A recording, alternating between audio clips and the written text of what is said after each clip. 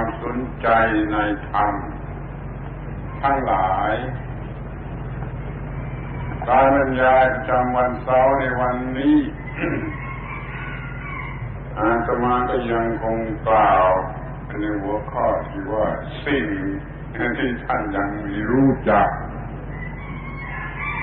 ทำไมมันช่างมากเหลือเกินสิ่งที่ท่านไม่รู้จักไม่พูดกันไม่รู้จักจบจักสิ้น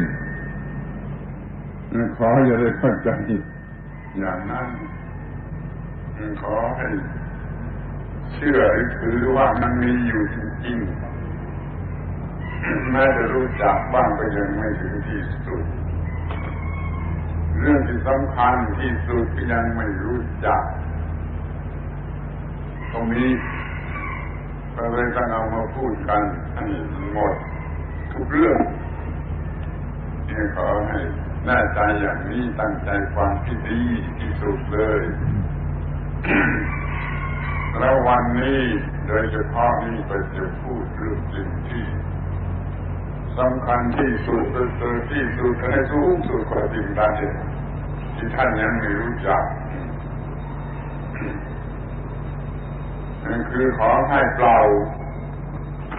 ที่ท่านไม่รู้จักคิดดูมันน่าอะไร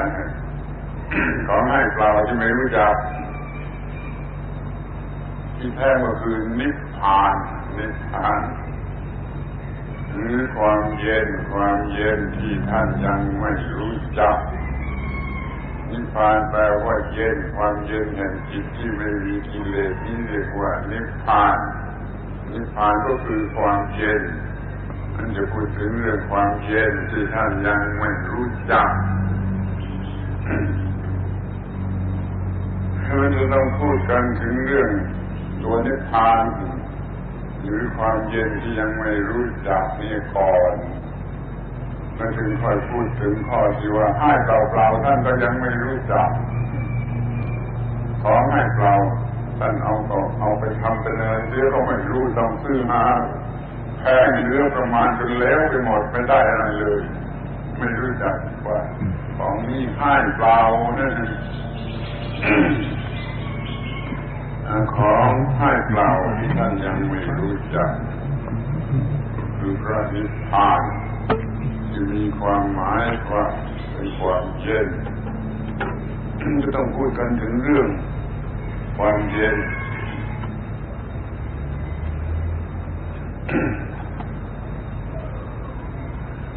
เย็นคำนี้มีความหมายพิเศษมันไม่ใช่หนาวถ้าหนาวมันเดือดร้อนมันต้องเอาอะไรมาแก้หนาวมาพิงไฟมาอะไรก็ไม่รู้ต้องลงทุนเพื่อบำบัดความหนาวเพราะหนาวมันคู่กันกับร้อนทีนี้เย็นในที่นี้ไม่ใช่ร้อนแล้วก็ไม่ใช่หนาวมันก็ไม่มีปัญหาอย่างนั้น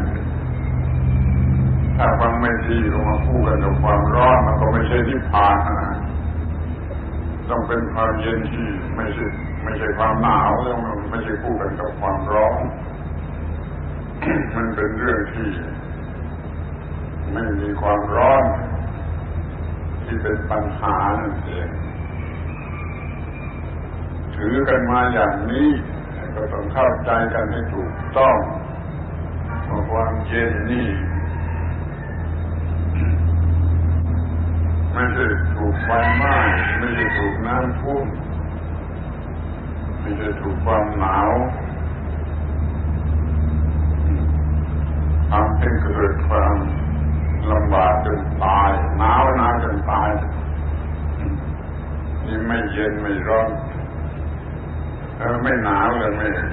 หนาวเลยไม่ร้อนนี่เรียกว่าเย็นใครจำได้ดีว่าเย็นที่ถูกต้องเย็นในความหมายที่ถูกต้องนั่นแหละคือนิพพานถ้าเอามาพูดตายอย่างนี้มันก็ถูกด่าถูกเขาว่ากันตัวไปแล้วกันอธิบายผิดหรืออะไรก็ไม่รู้มันเป็นเรื่องของนิพพานเขาวาดเป็นนิพพานว่าอย่างอื่นไม่ได้หมายถึงความเย็นแห่งจิตใจ ใจเมื่อไม่มีไฟเมื่อไรไม่มีไฟนั่นแหละมีความเย็นแล้วก็มีเรียกชื่อว่าพระนิพพานก็มีหลายระดับไม่เยอะมากหรือน้อยสูงหรือต่ำชั่วคราวหรือตลอดไฟมันก็มีได้หลายชนิดนะครับแต่ขอมีความหมายว่าเย็นเถอะเย็นเมื่อไม่มีความร้อนเถอะนั่นแหละคือพระนิพพานถ้ามีมาสักนิดหนึ่งปรากฏมาสักนิดคอยรู้จักรักษาเอาไว้แล้วมันเย็นมากขึ้นไปเย็นมากขึ้นไปปฏิบัติให้มันมีความเย็นมากขึ้นไป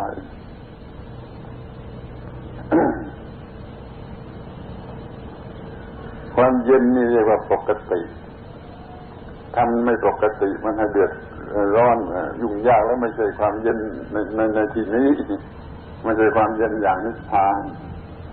มันเป็นภาวะปกติว่างจากสิ่งปรุงแต่งไม่ยุ่งยากไม่ลำบากมันจึงสงบเย็น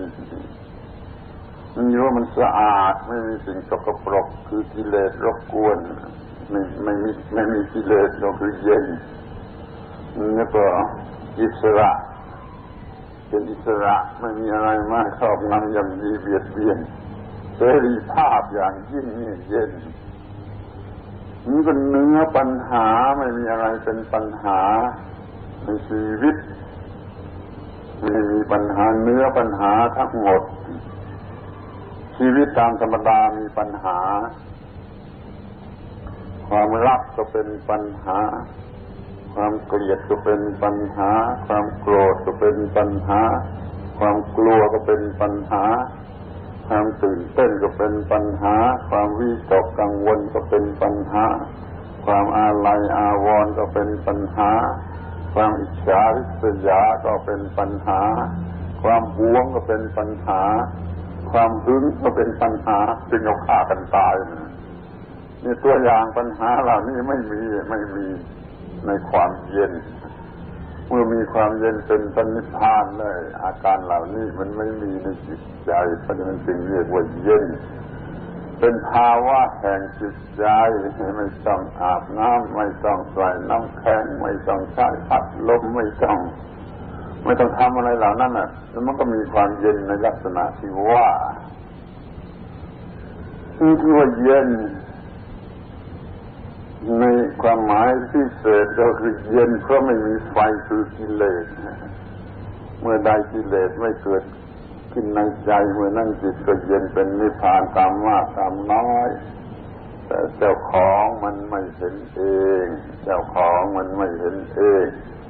นี่เรียกว่าความเย็นที่ยังไม่รู้จักความเย็นที่ยังไม่รู้จักกระทั่งเป็นไม่มีความหมายอะไรเฉยๆกันไปเฉยๆกันไปเฉยไม่สังเกตดูไว้ความเย็นเพราะไม่มีไฟวิเศษเย็นเพราะไม่มีกิเลสแล้วก็ไม่เกิดกิเลสใดๆแล้วมันก็ไม่เห็นแก่ตัวถ้าเกิดความโลภขึ้นมาก็เห็นแก่ตัวที่จะเอา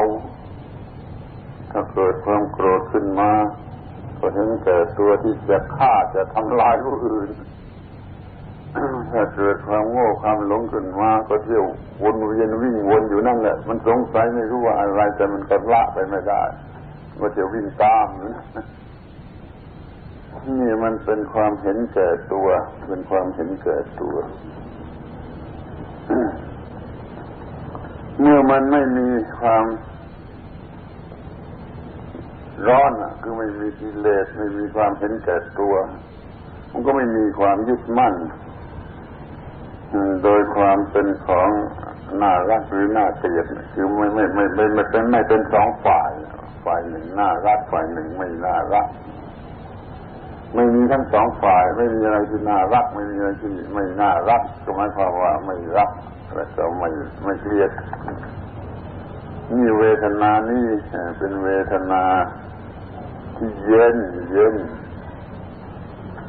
เพราะมันไม่บวกมันไม่ลบมันไม่เป็นเรื่องบวกมันไม่เป็นเรื่องลบ นั่นก็ไม่เป็นที่ตั้งแห่งความรักความหลงความเพลิดเพลินอะไรมันจึงเย็นเพราะมันไม่ยุ่งเพราะมันไม่ยุ่ง คอยรู้จักความเย็นไม่มีกิเลสซึ่งเป็นไฟ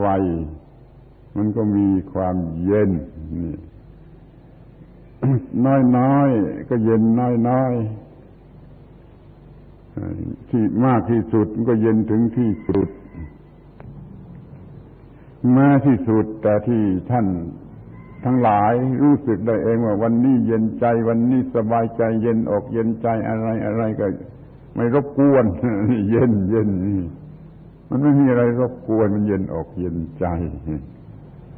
ที่มันสูงขึ้นไปก็ไม่มีอะไรหรือใครมารบกวนจิตใจทรัพย์สมบัติสิ่งของก็ไม่ทำให้เกิดความร้อนใจลูกหลานเด็กๆอะไรวัวควายก็ไม่ทำให้เกิดความร้อนใจ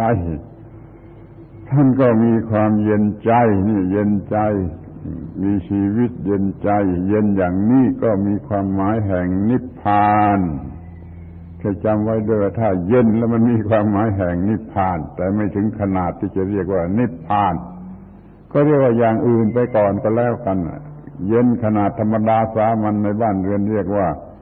นิพพุติเคยบอกมาหลายหนแล้วว่าคำว่านิพพุตินี่ผ่านหูท่านทั้งหลายมาเป็นสิบครั้งแล้วเป็นสิบครั้งเพราะว่ามีการรับศีลกันเป็นสิบครั้งแล้วใช่ไหมรับศีลทีไรพระก็บอกคำนี้ทุกทีสีเลนะนิพพุติยันติตัสมาสีลังวิโสทะเยบอกอย่างนี้ทุกทีที่รับศีลบอกมาเป็นสิบครั้งจะรู้จักหรือไม่สีเลนะสุขติยันติไปสู่สุขติก็เพราะศีลสีเลนะโภคสัมปทาสมบูรณ์ด้วยโภคะก็เพราะศีลสีเลนะนิพพุติยันติไปสู่นิพพุติก็เพราะศีลนิพพุตินี่ก็แปลว่าเย็นมีคำพูดที่ใช้กันอยู่เป็นธรรมดาสามัญในบ้านในเรือนในที่ทั่วไปในอินเดียข้างโบราณนู่นถ้าสิทธัตถะลงมาเดินไปสู่ที่ประชุมหญิงสาวสากยะสวยที่สุดคนนั้นเขาก็ออกปากว่าบุรุษนี้เป็นลูกของใครแม่ก็เย็นพ่อก็เย็นบุรุษคนนี้คือพระสิทธัตถะ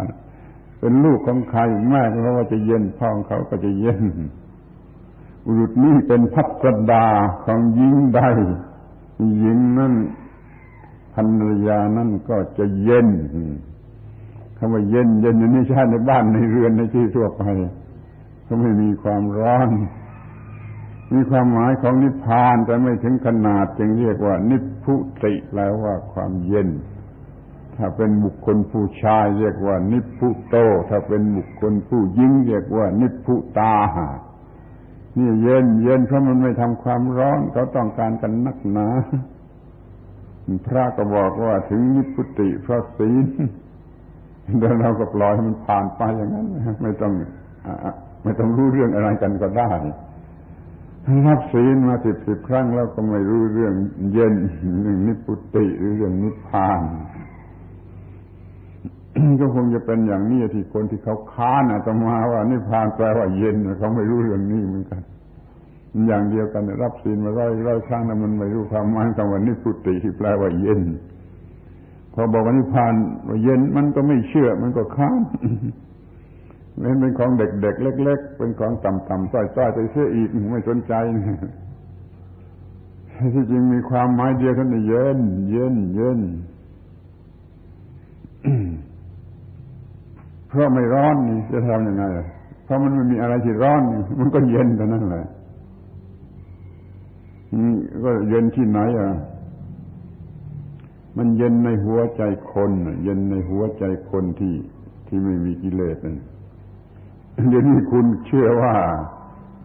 ตายแล้วนะไปที่เมืองหนึ่งเมืองนิพพานนู่นใดก็ได้นิพพานรอกันพันชาติหมื่นชาติแสนชาติแล้วก็ไปเมืองนิพพานไปอยู่ในเมืองนิพพานแล้วได้อะไรก็ยังไม่แน่บางคนว่าที่นั่นสนุกสนานมีรำวงดีกว่าเมืองไทยอยากจะไปนิพพานเพราะว่าอยากจะไปรำวงกันที่เมืองนิพพานอย่างนี้ก็มีไม่ใช่ไม่มีมันไม่ใช่อย่างนั้นมันเย็นที่หัวใจคนไม่ได้เย็นที่บ้านไม่ได้เย็นที่เรือนอยู่ที่ทรัพย์สมบัติสิ่งของมันเย็นในหัวใจคนมันเย็นในหัวใจคน นิพพานนะมีอย่างเดียวนะคือเย็นในหัวใจคนเมื่อไม่มีกิเลสมีอย่างเดียวนะนิพพานแท้ๆนะช่วยจำไว้มีอย่างเดียว แต่ถ้านิพพานในห้องเรียนนักธรรมห้องเรียนบาลีที่โรงเรียนมีหลายสิบอย่างนะช่วยจำไว้ด้วยอย่ารู้อะไรบ้างไปถามแล้วขี้เกียจเอามาพูดหลายสิบอย่างนิพพานมีไวยพจน์หลายสิบอย่างเป็นนิพพานหลายสิบอย่างนะแต่นิพพานในหัวใจมนุษย์มีอย่างเดียวเท่านั้นคือเย็นเพราะไม่มีไฟแต่ในนิพพานในห้องเรียนนักธรรมมีหลายสิบอย่างใครอยากรู้ก็ไปติดตามเอาเองรายการเราไม่พูดมีอย่างเดียวคือเย็นในหัวใจคนเพราะไม่มีไฟไม่มีกิเลสแต่เธอว่า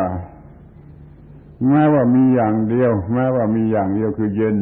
นแต่มันก็มีหลายระดับ มันเย็นมากก็ได้เย็นน้อยก็ได้เย็นครึ่งก็ได้เย็นชั่วคราวก็ได้เย็นตลอดไปก็ได้ไอ้เย็นมันเป็นนิพพานทั้งนั้น เย็นอย่างน้อยๆก็ชั่วขณะชั่วเวลาน้อยๆเดี๋ยวมันก็ดับไปเสียหายไปเสียกิเลสมันเข้ามาความว่างกิเลสมันชั่วเวลาเล็กน้อยมันก็เป็นนิพพานน้อยๆเป็นนิพพานสั้นๆหรือว่าจะโดยเหตุปฏิบัติให้กิเลสระงับไปนี่กิเลสระงับไปชั่วคราวเดี๋ยวกิเลสก็มาอีกก็ได้อย่างนี้ก็เรียกว่าชั่วคราวทั้งนั้นแหละถ้าเป็นชั่วคราวอย่างนี้เขาเรียกว่า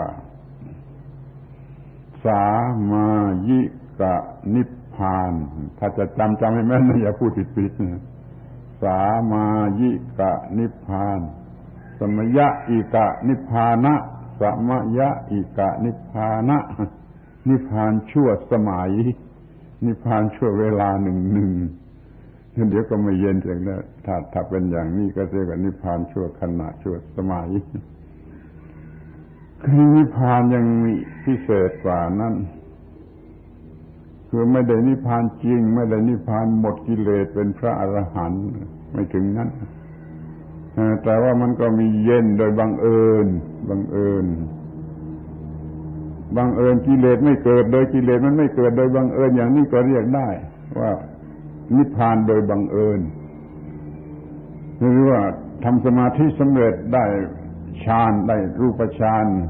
ปฐมฌานทุติยฌานเป็นต้นนี่ก็บังเอิญนิพพานชนิดเย็นไม่มีกิเลสนะบังเอิญเข้ามา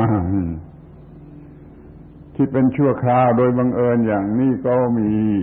ก็เรียกว่าตะทังคะนิพพานด้วยองค์นั้นคือด้วยเหตุบังเอิญนั้นโดยสิ่งใดสิ่งหนึ่งมันแทรกเข้ามา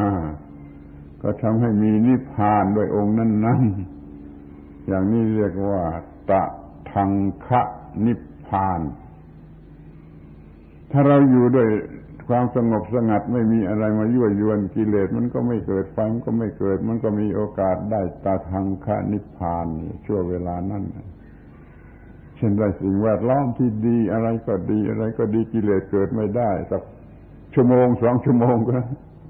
ก็อยู่ด้วยตะทังคะนิพพานนิพพานน้อยๆเป็นขนาดน้อยๆจะทำยังไงได้มันไม่จำขนาดไปเลยน้อยขนาดน้อยเป็นนิพพานตัวอย่างนิพพานให้ชิมลอง ก็ขอให้รู้จักนี่ก็ชิมลองไว้ก่อนเถอะจะติดใจแล้วก็จะทำให้ยิ่งขึ้นไป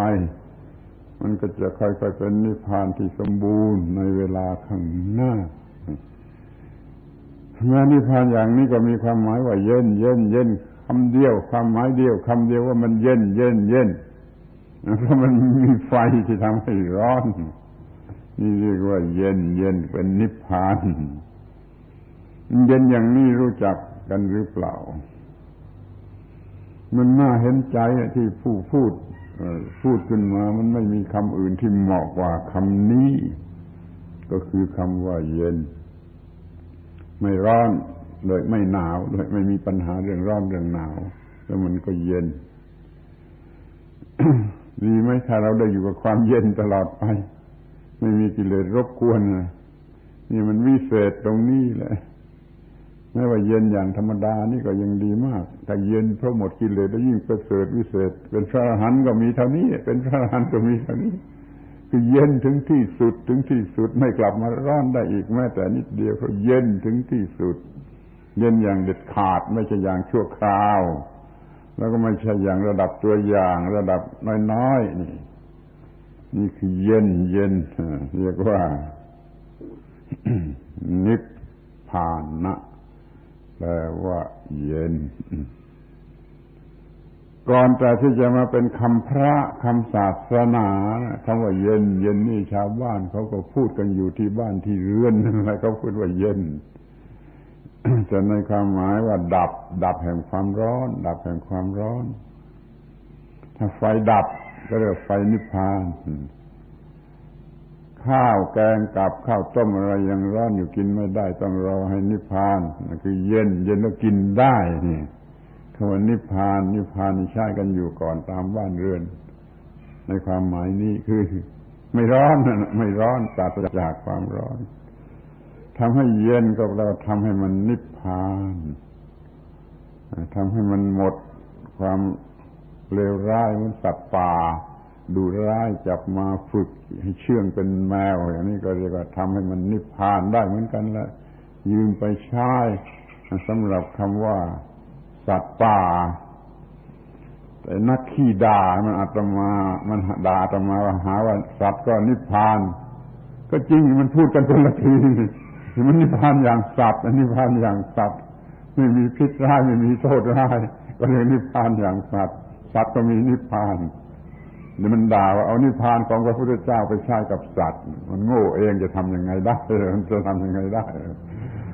ขอเห็นใจด้วยนิพพานนี่ใช้กับสิ่งที่มันร้อนแล้วมันก็หมดร้อนไม่ร้อนนั่นน่ะคือเย็น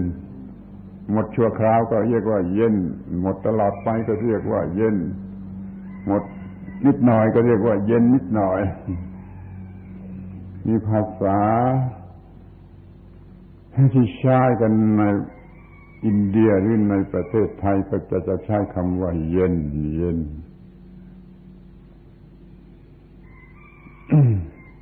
แต่อยากจะบอกแถมพกพิเศษสักหน่อยว่าถ้าเผื่อใครนี่จะต้องไปพูดกับพวกฝรั่งจะต้องไปพูดกับพวกฝรั่งขอแนะนำว่าอย่าใช้คำว่าเย็น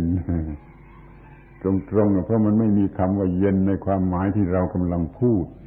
เดี๋ยวมันเย็นคู่กับร้อนไปอีกให้ใช้คำว่า quench ภาษาอังกฤษนะ quench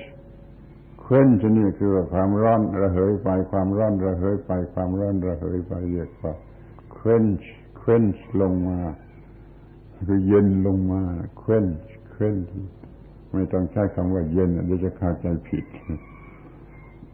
ความร้อนเคว้นความทุกข์ก็เคว้นอะไรก็เคว้นจนมาปกติก็คือเย็นนั่นแหละ แต่ละภาษามันหลายภาษาในโลกนี้ต้องรู้จักเลือกรู้จักใช้ให้มันถูกต้องว่าความร้อนที่ลดลงนั่นแหละคือเย็นความร้อนลดลงนั่นแหละนั่นคืออาการของนิพพานไม่ใช่เป็นตัวนิพพานแต่เป็น ลักษณะสังเกตของนิพพานพูดอย่างนี้ก็ได้เมื่อใดเย็นเพราะไม่มีกิเลสเกิดแล้วก็จงพอใจจงสังเกตดูให้ดีๆรีบรู้จักโอ้ว่าเย็น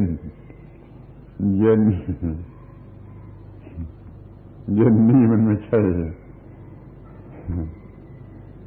ของพูดเล่นเฉยๆเปล่าๆปลี้ๆไม่มีความหมายมันมีความหมายสูงสุดเพราะว่าถ้าเมื่อเย็นแล้วมันไม่มีปัญหามันไม่ยุ่งยากมันไม่ลำบากภาษาไทยใช้ได้เย็นอกเย็นใจใครไม่รู้จักก็คงจะไม่ใช่คนธรรมดาแล้วเย็นอกเย็นใจแต่ถ้าพูดสมัยว่าหนาวอกหนาวใจใครจะเอาบ้างจะสั่นหัวถ้าพูดว่าเย็นอกเย็นใจกูก็เอาชอบแต่จะพูดว่าหนาวใจสั่นหัวหนาวใจไม่ไหวคือมันไม่ร้อนมันไม่หนาวมันเย็นที่ถูกต้องมันหายไปแห่งความร้อนมันก็มีความเย็น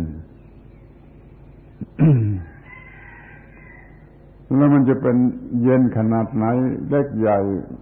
เท่าไรก็ตามเถอะมันต้องรู้สึกด้วยตนเองคนอื่นรู้สึกแทนไม่ได้ต้องรู้สึกด้วยหัวใจของตนเองมันก็เป็นสันทิฏฐิโกพระนิพพานนี่บทขยายความเหมือนกันกับบทของพระธรรมคุณ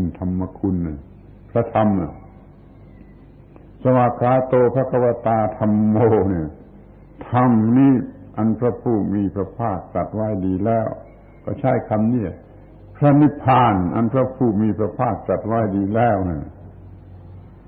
สันทิฏฐิโกรู้สึกได้โดยตนเองเห็นเองรู้สึกเองสันทิฏฐิโกอากาลิโกไม่จำกัดเวลาทำให้ถูกต้องเมื่อไรก็เป็นเมื่อนั้นเย็นเมื่อนั้นไฟไม่มีเมื่อไรก็เย็นเมื่อนั้นเอหิปัสสิโกเป็นของเหมาะหรือมีเกียรติอย่างยิ่งที่ควรจะเรียกว่ามาดูถ้าเรามีความเย็นในนิพพานควรจะอวดคนเดี๋ยวนี้คนมันไม่ได้อวดเรื่องนี้มันอวดเงินอวดทองอวดข้าวอวดของอวดลูกเขยอวดลูกสะใภ้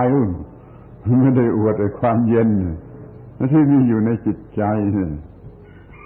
เอหิปัสสิโกควรเรียกให้เพื่อนมาดูโอปัญญิโกควรทำให้มีอยู่ในจิตใจปัจจตังเวทิตโพมันก็เรียกว่าเห็นเฉพาะตนแต่ถ้าจะให้คำเหล่านี้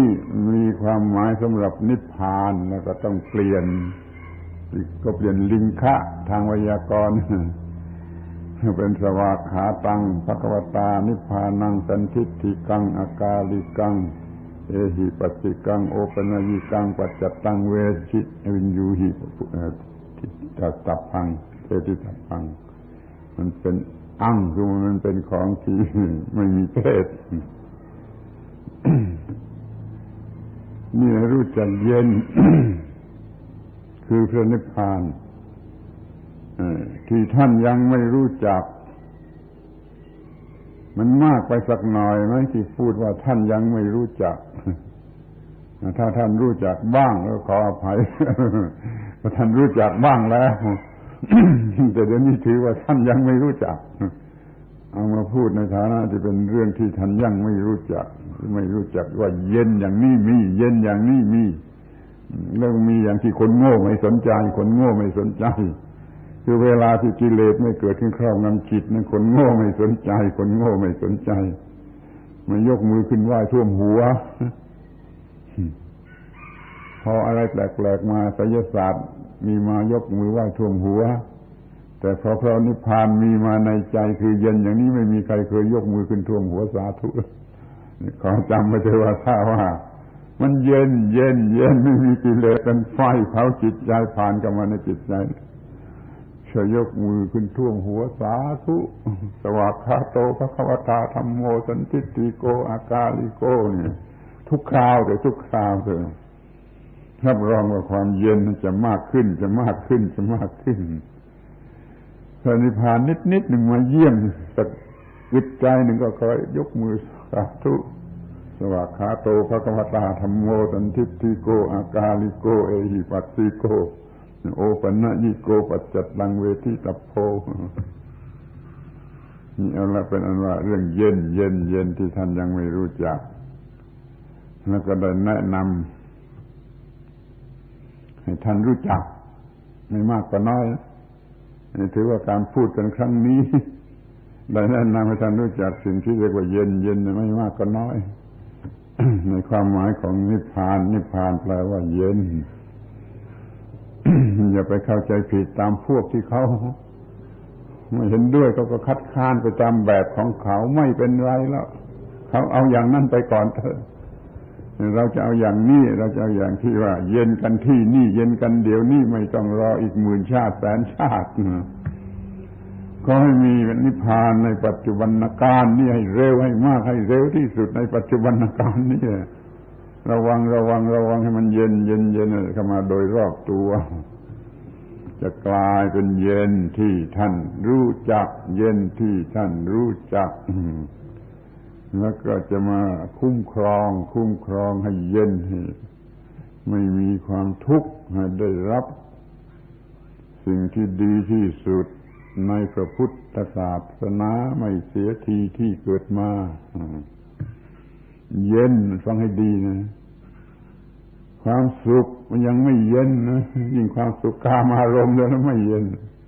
แม้แต่บุญก็ไม่เย็นนะบุญบ้าได้นะบุญสวรรค์ก็ไม่เย็นขอพูดอย่างนี้เลยสวรรค์ก็ไม่ใช่เมืองเย็นที่แต่นิพพานเท่านั้นที่จะเย็นเราอย่าไปเอาไอ้ที่สวยๆงามๆหรูหราสนุกสนานอร่อยซึ่งเป็นของหลอกมาว่าเป็นของดีของวิเศษของประเสริฐ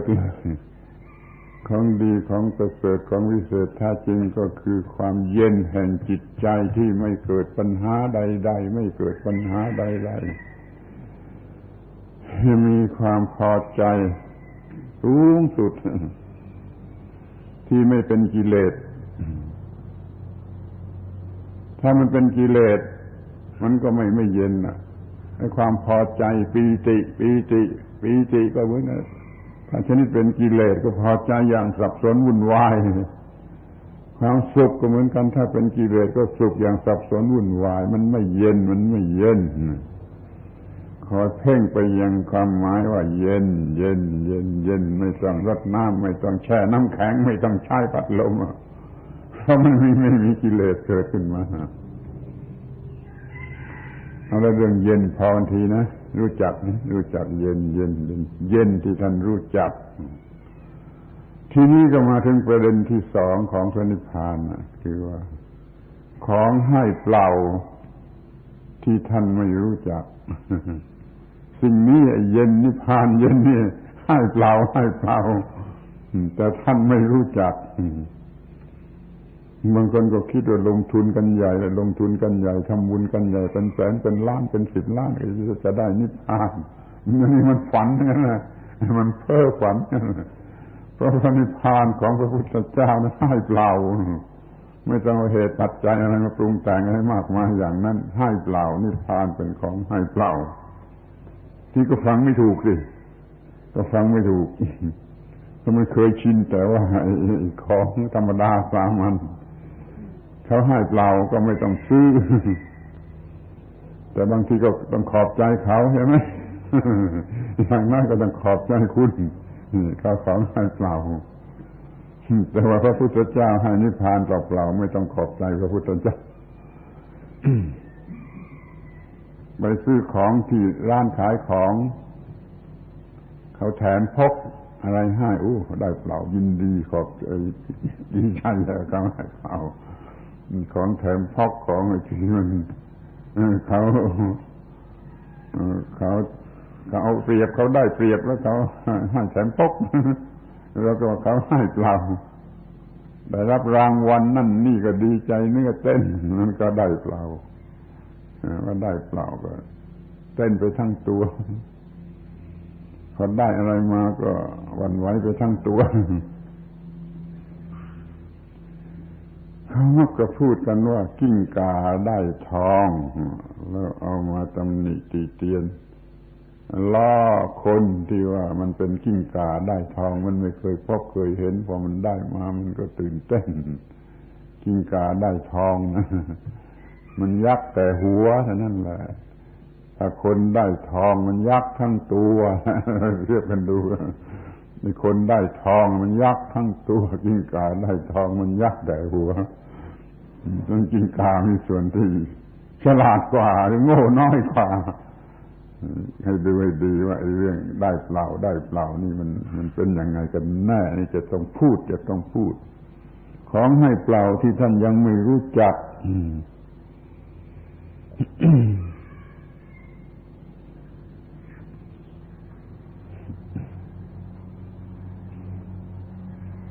จะต้องใคร่ครวญไปดูตั้งแต่ว่าชีวิตนี้ได้เปล่าหรือเปล่าหรอชีวิตนี้ได้เปล่าหรือยังไงพ่อแม่ให้เปล่าจะคิดอย่างนั้นก็ตามแต่ถ้าคิดเป็นการที่ลงทุนกันกว่าจะได้มามันก็ไม่ใช่เรื่องให้เปล่านะครับของให้เปล่าชนิดนี้มันยังไม่เย็นให้เปล่าชนิดนี้ยังไม่ใช่เย็นไม่ใช่นิพพานไม่ใช่ให้เปล่าอย่างนิพพานซึ่งมันเป็นเรื่องเย็น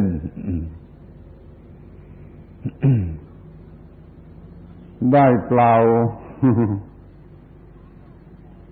โดยความโง่คิดว่าได้เปล่าเอามารักเอามาหวงเอามาหลงไหล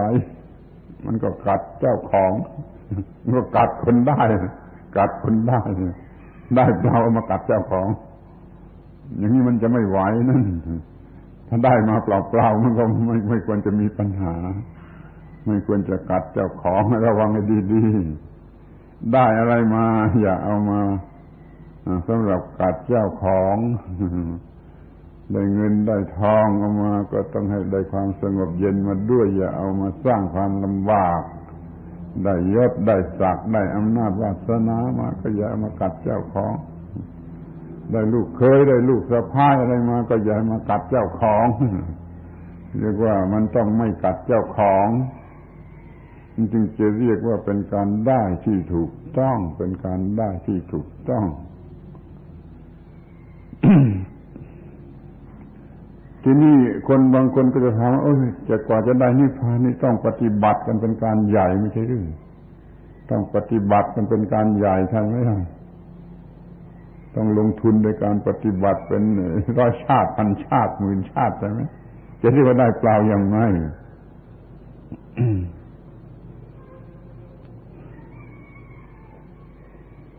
เรียกว่าไม่ยุ่งกับสิ่งนั้นแหละเรามีตัวกูมีของกูมากมายถ้าหวังจะได้นิพพานแล้วก็เฉยกับมันอะไรที่มีอยู่เต็มบ้านเต็มเรือนเต็มไปหมดมากมายสารพัดอย่างนั่นไม่ต้องคิดว่ากูสละมึงนั่นคนมันจะบ้าแล้วคนมันจะบ้าไม่ต้องไปวุ่นวายกับไอ้สิ่งเหล่านั้นเนี่ยที่มันมีอยู่ให้มันเกิดเป็นการแลกเปลี่ยนขึ้นมาเฉยวางเฉยกับสิ่งทั้งปวงที่มีอยู่แม้แต่บุญแม้แต่กุศลที่สร้างไว้มากมายก็วางเฉยมันเถอะถ้ามายังหลงบุญเมาบุญติดอยู่กับบุญนั้นนิพพานไม่ได้ถ้ายังบ้าบุญเมาบุญหลงบุญจะต้องวางเฉยไม่ต้องทำอะไรกับสิ่งที่มีอยู่อย่าไปใช้คำว่าเสียสละ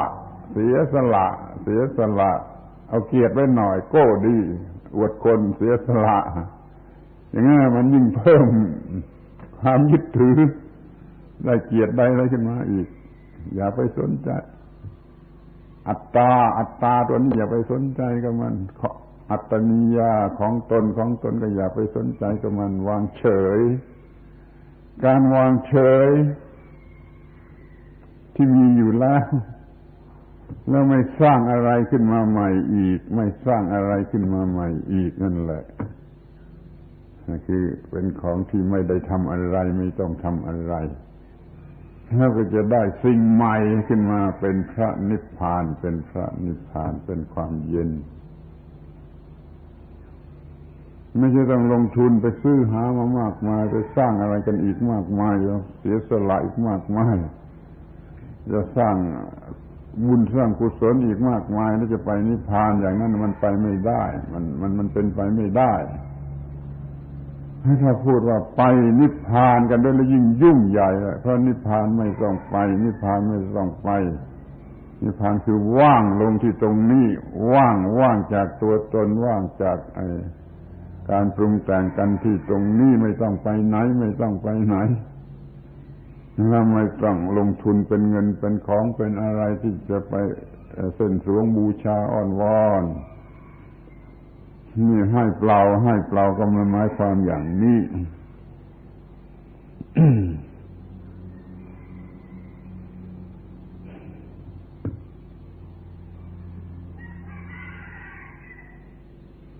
ได้เปล่ามันอธิบายยากแต่ว่าก็ไม่เหลือวิสัยที่จะเข้าใจ แต่คนมันเคยชินเป็นนิสัยว่าต้องแลกเปลี่ยนเอามาจึงจะได้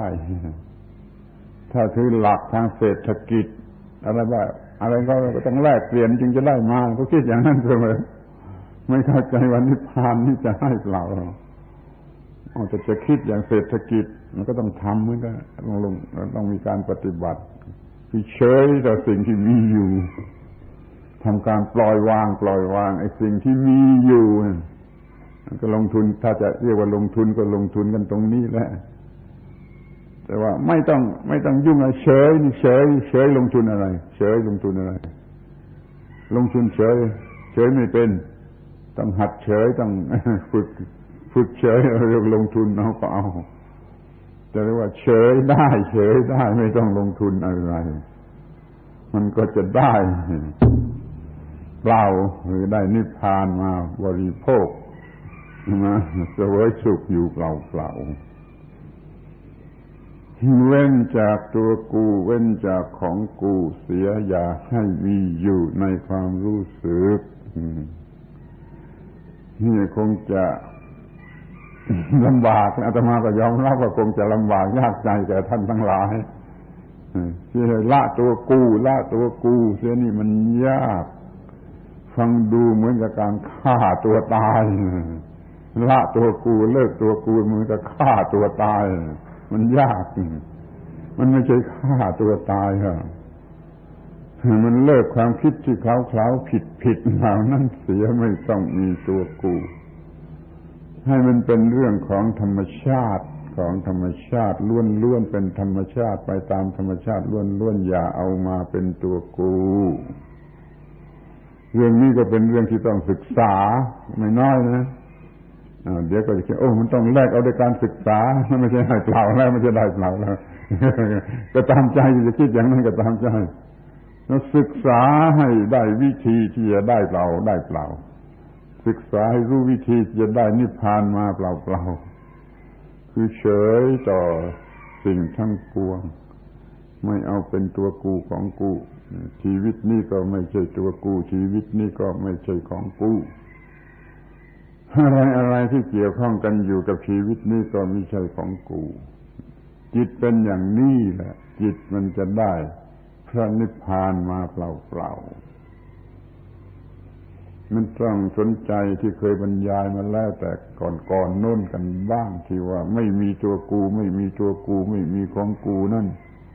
มันหมายความว่าอย่างไรความรู้สึกว่ามีตัวกูหรือมีอัตตามีตัวตนนี่มันเป็นสัญชาตญาณเป็นความโง่ของธรรมชาติที่ทำให้ลูกเด็กๆทารกพอคลอดมาจากท้องมารดามันก็คิดเป็นในทางตัวกูของกูทั้งนั้นเมื่อเด็กอยู่ในครรภ์คิดไม่เป็น ความคิดว่าตัวกูว่าของกูคิดไม่เป็นไม่มีความคิดเด็กในครรภ์มันก็ไม่ได้คิดว่าตัวกูไม่ได้คิดว่าของกูมันคิดไม่เป็นพอเด็กในครรภ์ออกมาจากท้องแม่มันก็ทำอะไรเอากินนมอร่อยพอใจอร่อยนี่นมพออร่อยเกิดขึ้นในความรู้สึกแก่ประสาทนั้นความโง่มันเกิดขึ้นเองว่ากูอร่อยหรือฉันอร่อยกูอร่อยตัวกูเพิ่งออกมาตัวกูเพิ่งออกมาจากความหลงในความอร่อย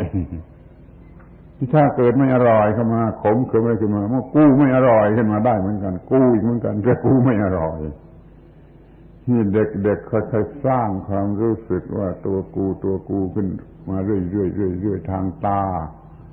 ก็สร้างขึ้นมาทางหูก็สร้างขึ้นมาทางจมูกก็สร้างขึ้นมาทางลิ้นก็สร้างขึ้นมาทางผิวหนังร่างกายก็สร้างขึ้นมาทางจิตใจความรู้สึกคิดนึกก็สร้างขึ้นมาทางตาเขาอะไรมาแขวนให้ดูสวยๆเด็กก็มันเกิดความรู้สึกว่าสวยพอรู้สึกว่าสวยมันก็ชอบใจกูว่าสวยกูเห็นสวยถ้าไม่สวยมันก็กูไม่สวยกูก็เกิดขึ้นในทางลบพอได้ยินเสียงขับกล่อมไพเราะของผู้ขับกล่อมมันก็พอใจขึ้นมายินดีขึ้นมาทำไมไพเราะมันก็ไม่พอใจขึ้นมาตัวกูมันก็เกิดขึ้นเมื่อรู้สึกอร่อยว่ากูอร่อยกูไพเราะเมื่อไม่ไพเราะก็ตัวกูเกิดขึ้นมาว่ากูไม่ไพเราะมีเรื่องตาเรื่องหูเรื่องจมูกได้กลิ่นดีได้กลิ่นไม่ดีเรื่องลิ้นก็ว่าแล้วกินนมอร่อยกินนมไม่อร่อยเรื่องผิวหนังนี่ก็เหมือนกันทารกเด็กอ่อนนั่นได้รับความกระทบกระงมโดยของนิ่มนวลสบายอบอุ่นนี่ก็มันก็สบายกูก็สบายถ้าไม่สบายกูก็ไม่สบายที่ได้รับการกล่อมอารมณ์อย่างนั้นอย่างนี้ร้องเพลงให้มันเกิดอารมณ์หรือเมื่อทำอะไรเกิดอารมณ์มันก็เกิดทางจิตใจทางธรรมารมณ์มันก็มีพอใจไม่พอใจขึ้นมานี่ตัวกูมันก็ค่อยๆมีขึ้นมาค่อยโตขึ้นมาทั้งที่ไม่ใช่ของจริงเป็นของหลอกเกิดขึ้นมาอย่างแน่นแฟ้นมั่นคงนี่สละหรือเฉยก็มันเสียเท่านั้นแหละก็จะหยุดก็จะเย็นก็จะสงบแต่แล้วมันสละไม่ได้มันเฉยไม่ได้จะทำอย่างไงก็ต้องเรียนต้องเล่าเรียนว่าโอ้มันไม่ใช่ของจริงมันเป็นเพียงของหลอกมันเรื่อยขึ้นมานะจนกระทั่งว่าเป็นเรียกว่าเบญจขันธ์กันเลยเด็กโตขึ้นมามากมายมีร่างกายที่ทำอะไรได้เป็นที่พอใจก็ว่าร่างกายของกูที่มันรู้สึกทางจิตทางเวทนาเป็นสุขเป็นทุกข์ขึ้นมาก็ของกูของในทางอร่อยก็ของกูในไม่อร่อยก็ของกูที่ตรงกันข้ามมันเป็นตัวกูและของกูทั้งในทางบวกและทั้งในทางลบสัญญามั่นหมายนั่นนี่ว่าเป็นอย่างนั้นอย่างนี้ก็กูเป็นผู้สัญญาสังขารคิดนึกอย่างนั้นคิดนึกอย่างนี้กูเป็นผู้คิดผู้นึกวิญญาณรู้แจ้งอารมณ์นี่รู้แจ้งหลายระยะหลายขั้นตอนรู้แจ้งในทางอารมณ์นี่ก็กูนี่รู้แจ้ง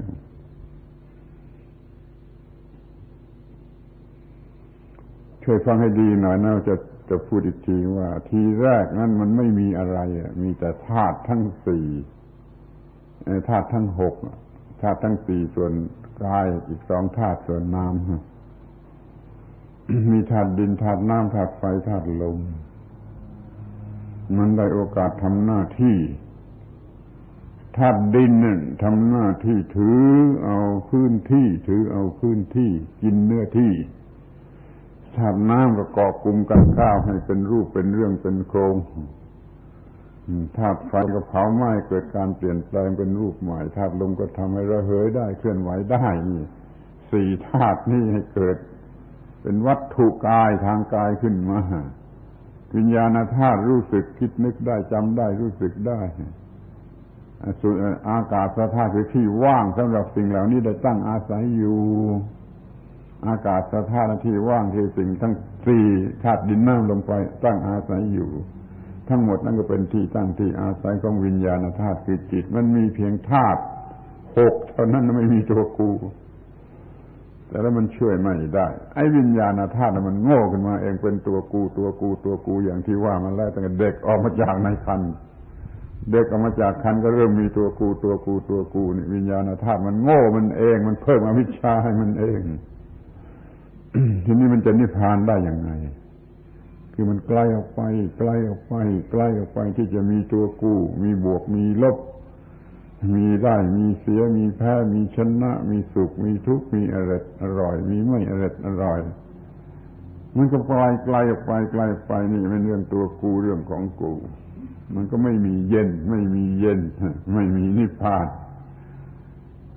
เพียงแต่ทิ้งสิ่งเหล่านี้กวาดทิ้งไปเสียให้หมดมันก็มีนิพพานที่เราเรียกว่าให้เปล่าได้เปล่าคือเฉยต่อสิ่งเหล่านั้นเสียถ้าตามันเห็นรูปก็ว่าตามันเห็นรูปอย่าเป็นเรื่องของกูอย่ากูเห็นรูปถ้าหูได้ยินเสียงก็หูมันได้ยินเสียง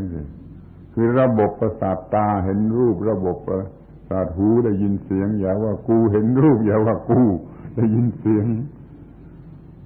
ระบบจมูกรู้กลิ่นก็จมูกมันรู้กลิ่นที่ไม่ใช่กูรู้กลิ่นลิ้นได้รสก็ลิ้นนี่ไม่ใช่กูได้รสผิวหนังได้รับสัมผัสต่างๆก็ของผิวหนังที่อย่าเป็นของกูจิตรู้อารมณ์ต่างๆก็เป็นของจิตก็เป็นของจิตล้วนๆอย่าเอาจิตเป็นกูนี่ตัวกูเหล่านี้ออกไปเถิดตัวกูเหล่านี้ออกไปเถิดทุกทวารเถิดเราก็จะได้นิพพานเปล่าๆจึงขอใช้คำว่าไม่ยึดถือวางเฉยสิ่งใดๆได้หมดนั่นจะได้นิพพานมาเปล่าๆแต่พวกนักแย้งก็แย้งโอ้มันต้องเสียสละโดยการเสียสละสิ่งเหล่านี้อีกแล้วต้องเรียนเสียสละสิ่งเหล่านี้อีกแล้วไม่ยอมให้เรียกว่าได้เปล่าก็ต้องมาหัดทิ้งหัดสละกันอีกทีก็ตามใจมันนะแต่เราจะมองในแง่ที่ว่าพระพุทธเจ้าท่านสอนไว้ว่าไม่ยึดมั่นถือมั่นในสิ่งใดวางเฉยในสิ่งเหล่านี้แล้วก็ได้นิพพานมาเปล่าๆนี่นิพพานเป็นของให้เปล่าอะไรที่เป็นตัวกูก็เฉยอะไรที่เป็นของกูก็เฉยก็มีเท่านั้นแหละมันก็นิพพานก็จะมาเองเดี๋ยวนี้มันมีไอ้ตัวกูมีของกูนั่นแหละหุ้มห่อจิตนิพพานเข้าไม่ถึงนิพพานเข้าไม่ถึงเพราะมันมีไอ้เปลือกหุ้มตัวกูของกูเรียกว่าอุปาทานทั้งหลายมันหุ้มห่อหรือจะเรียกให้ไพเราะหน่อยก็อวิชชามันหุ้มห่อจิตไว้แสงของพระนิพพานเข้าไม่ถึงเอาไอ้สิ่งหุ้มห่อจิตนี้ออกเสียนิพพานก็เข้ามาถึงเองนี่เรียกว่าให้เปล่าฉันไม่คิดค่าเช่นเดียวกับรูปภาพนั้นแล้วว่าพระพุทธเจ้าองค์จริงไม่ต้องไปลงทุนอะไรนะทำลายม่านอวิชชาเสียเลย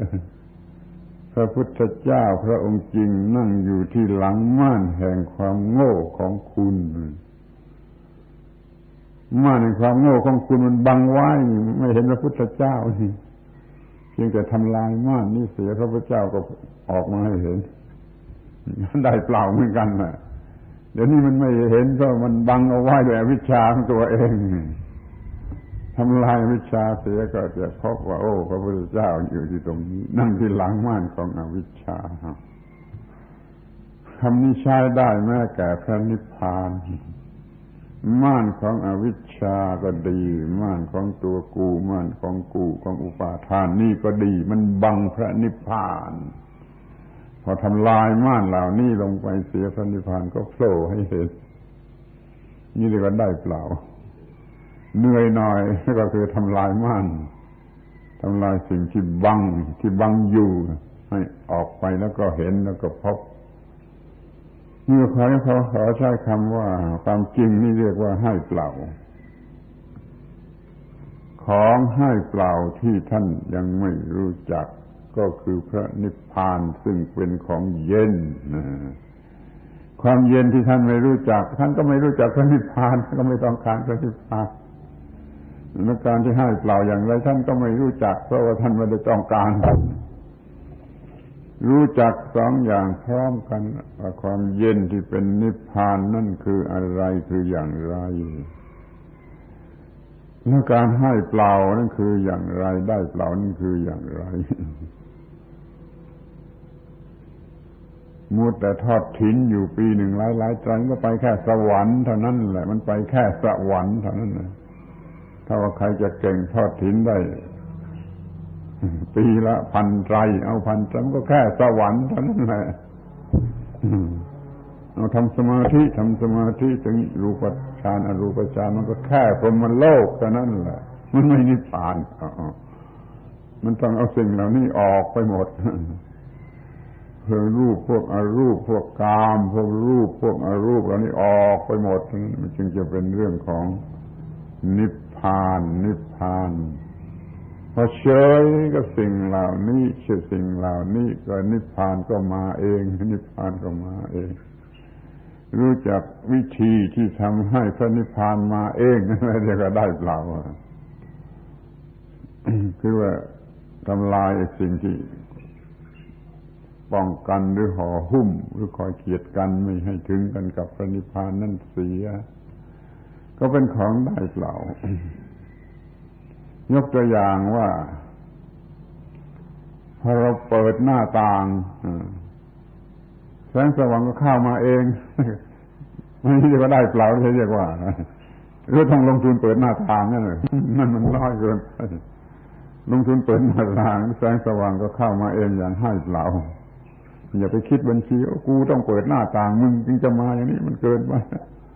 ให้ถือว่าแสงสว่างนี่มันให้เปล่าขอให้คุณเปิดหน้าต่างเปิดหน้าทางนี่ทำลายม่านกั้นแห่งกิเลสอวิชชาตัณหาอุปาทานคือตัวกูของกูตัวกูของกูเป็นม่านบังเป็นม่านกั้นทำลายออกไปเสียนิพพานก็เข้าถึงจิตนั่นโดยทันทีตามที่เอาออกไปได้มากหรือน้อยออกได้หมดก็ถึงที่สุดเป็นพระอรหันต์กันเลยหมดกิเลสโดยประการทั้งปวงนิพพานก็เข้าถึงเต็มที่เป็นพระอรหันต์กันเลยถ้าไม่หมดไม่ถึงเต็มที่ก็เป็นอนาคาเป็นสกิทาคาเป็นโสดาบันกันมาตามลำดับเท่าที่ว่าจะละความยึดมั่นถือมั่นนั้นได้เท่าไรอย่างไรเพียงไรนี่โดยย่อๆนะมันพูดได้โดยย่อๆเวลาวันครั้งเดียวอย่างนี้ก็พูดกันได้แต่ย่อๆว่านิพพานที่ท่านยังไม่รู้จักก็คือความเย็น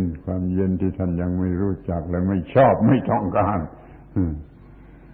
นิพพานเป็นของให้เปล่าท่านก็ไม่รู้ว่าจะให้เปล่ากันได้อย่างไรเรียกเตรียมพร้อมเตรียมเงินเตรียมของเตรียมอะไรจะทำบุญทำทานกันใหญ่จะแลกเอานิพพานก็ไม่รู้จะได้มาอย่างไรเพราะนิพพานนี้เจ้าของให้เปล่าเสมอไปพระพุทธเจ้าท่านตรัสนิพพานไว้ในฐานะเป็นของให้เปล่า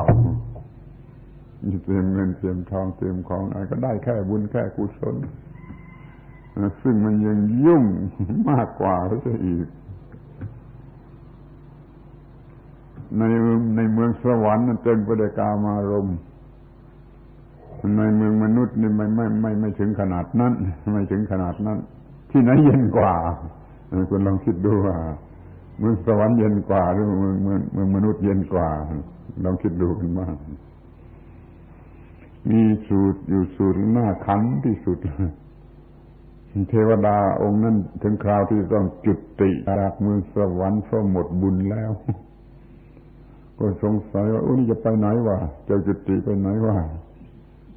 จะถามเพื่อนก็ไม่รู้ไปถามนายเทวดาพระอินทร์ก็ไม่รู้ไปถามพระพุทธเจ้าให้ไปถามพระพุทธเจ้า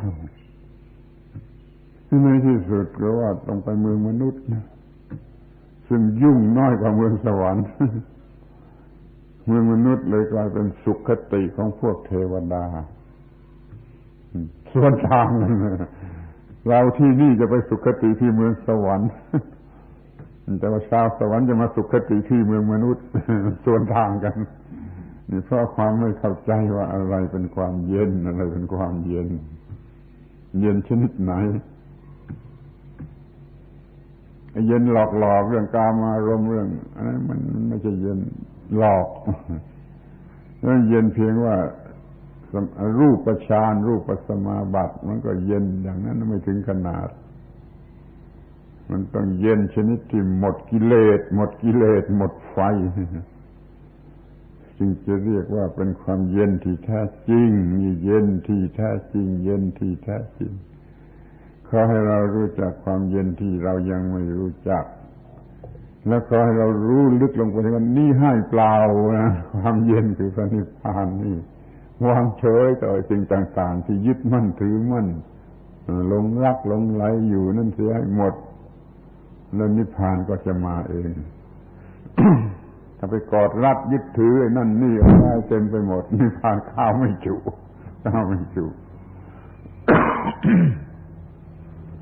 นี่คือความเย็นที่ท่านต้องรู้จักนี่คือการได้เปล่าได้พระนิพพานเปล่าๆที่ท่านต้องรู้จักถ้าท่านรู้จักทั้งสองอย่างนี้แล้วก็รอดตัวแน่ไม่ต้องมีปัญหาขอให้รู้จักกันจริงๆให้ได้เย็นแล้วก็ได้เย็นมาเปล่าๆโดยไม่ต้องลงทุนด้วยกิเลสตัณหาสิ่งของอะไรนั่นแหละเป็นอันว่าการบรรยายวันนี้พูดเรื่องนี้สิ่งที่ท่านยังไม่รู้จักคือความเย็นที่ไม่รู้จักการได้เปล่าที่ท่านไม่รู้จักขอเพิ่มสิ่งที่ท่านรู้จักทุกวันคงจะรู้จักสิ่งที่ควรจะรู้จักหมดลงสักวันหนึ่งเป็นแน่การบรรยายในวันนี้สมควรแก่เวลาแล้วขอยุติการบรรยายเปิดโอกาสให้พระคุณเจ้าทั้งหลายสวดบทพระธรรมเป็นภาษาบาลีเพื่อส่งเสริมน้ำใจกำลังใจในการที่จะปฏิบัติธรรมะให้ถูกต้องและรวดเร็วยิ่งขึ้นไปจงมีณกาลบัดนี้เถิด